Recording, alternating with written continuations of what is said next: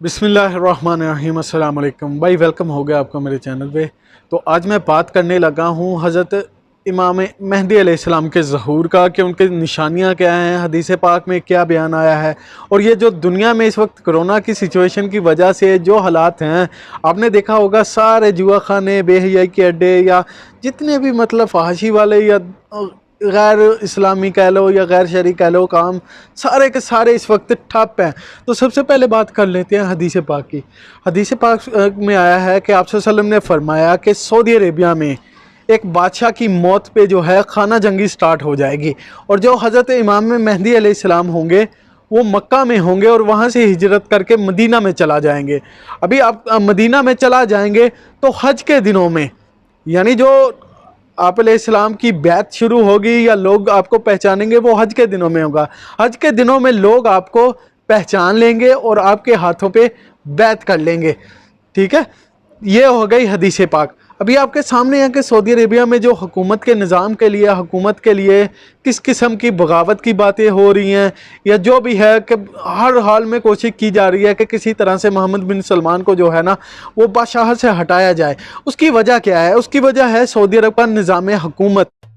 जैसे कि मैंने आपको बताया था कि सऊदी अरब में अभी जो हदीस पाक में आया है कि एक बादशाह की हलाकत पे या उसकी मौत के बाद खाना जंगी स्टार्ट हो जाएगी। तो खाना जंगी के लिए आसान अल्फाज में मैं आपको थोड़ा सा बता देता हूँ। जो अभी के बादशाह ना शाह सलमान, उन्होंने अपने जानशीन के तौर पे बना दिया है बादशाह मोहम्मद बिन सलमान को। लेकिन जो शाह सलमान हैं उनका एक छोटा भाई भी है जिसका नाम है मकरिन बिन अब्दुल अजीज। ये इस वक्त क्राउन प्रिंस हैं, यानी कि ये अभी नेक्स्ट बादशाह होंगे शाह सलमान की वफ़ात के बाद। इस वक्त के जो नायब जो है ना बादशाह है ना, वो ये हैं। मौत वाक़या हो जाती है तो वो जो है छोटा भाई है वो बादशाह बन जाएगा। लेकिन शाह सलमान ने ऑलरेडी अपने जानशीन बना दिया किसको?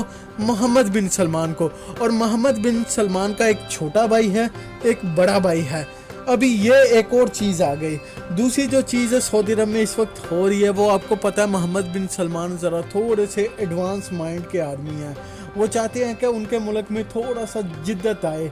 मतलब वो ये कहते हैं कि अभी जिसको हम कह लो कि गैर इस्लामी शरी निज़ाम कह लो, जैसे औरतों की ड्राइविंग है, सिनेमा हॉल हैं, इसी तरह बीचेस बन रहे हैं, लटन फटन हो रहे हैं, जुआ खानों की भी आपने वीडियो बड़ी देखी होगी, वो चल रहे हैं।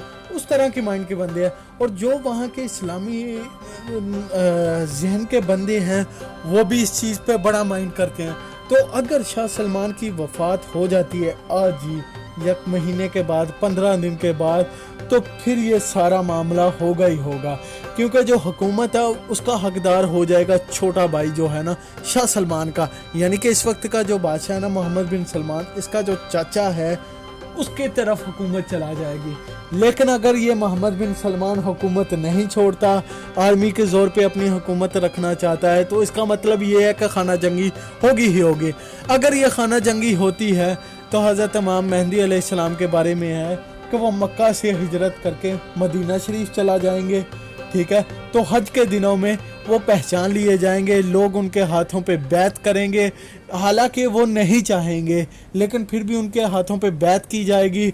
अल्लाह फिर अपनी निशानियां दिखाएगा, बिशारतें, वो मोजज़े दिखाएगा, और लोग उनके हाथ पे जोक दर जोक बैत करते जाएंगे। और उनकी मदद के लिए दो तरह से जो है ना